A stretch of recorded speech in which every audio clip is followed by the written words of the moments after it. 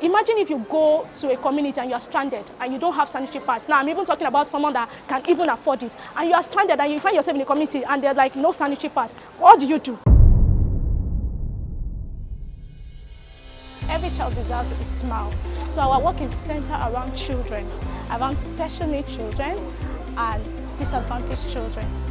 In Matter to Us Foundation, we do a project called the Safe Period Project, where we tackle period poverty and also period stigma. So we are looking at creating a world where every girl, every disadvantaged girl and every special need girl can have a safe period. The work that Dolly Children Foundation does is already wow.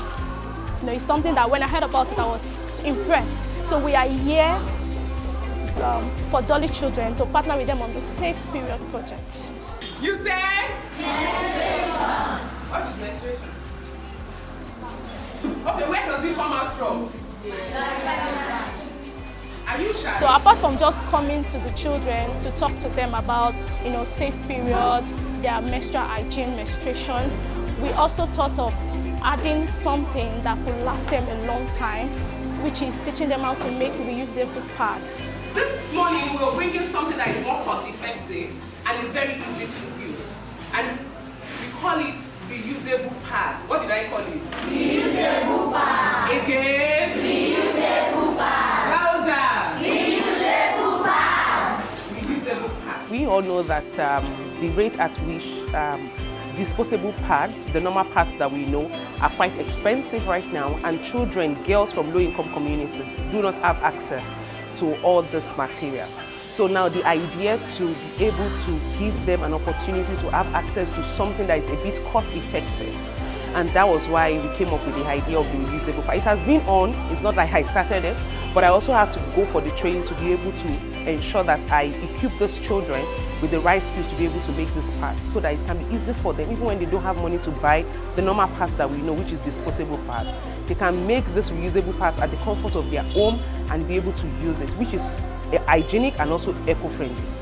You can reuse it and reuse it and reuse it. Do you understand me? Yes. You can use it, but you have to use it in an hygienic manner.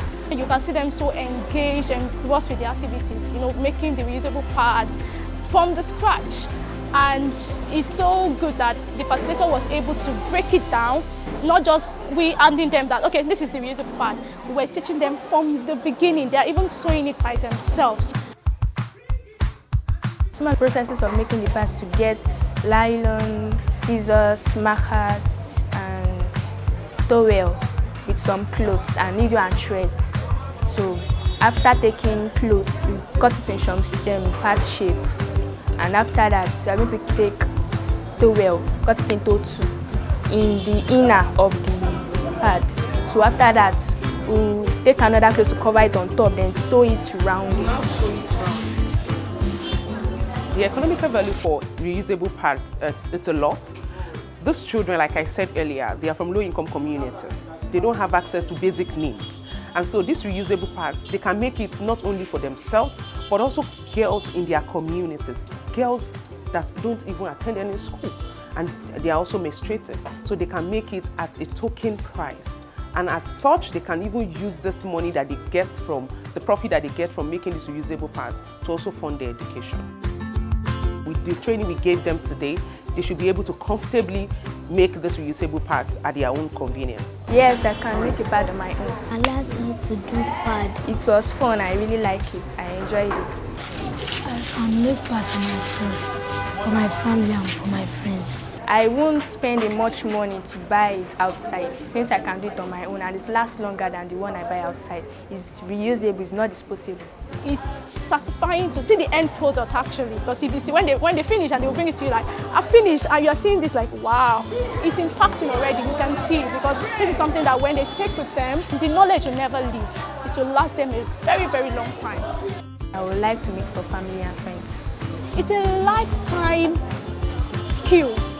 This is something that when they go back home and they ever find themselves in a situation where they can't afford pads. Look at it now, sanitary pad is on the rise.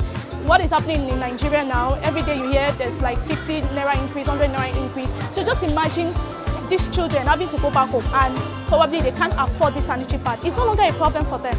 They can always say, okay, mommy, daddy, can I get this? Can I get this? Can I get this? I will make one myself. I can make 2 and 3.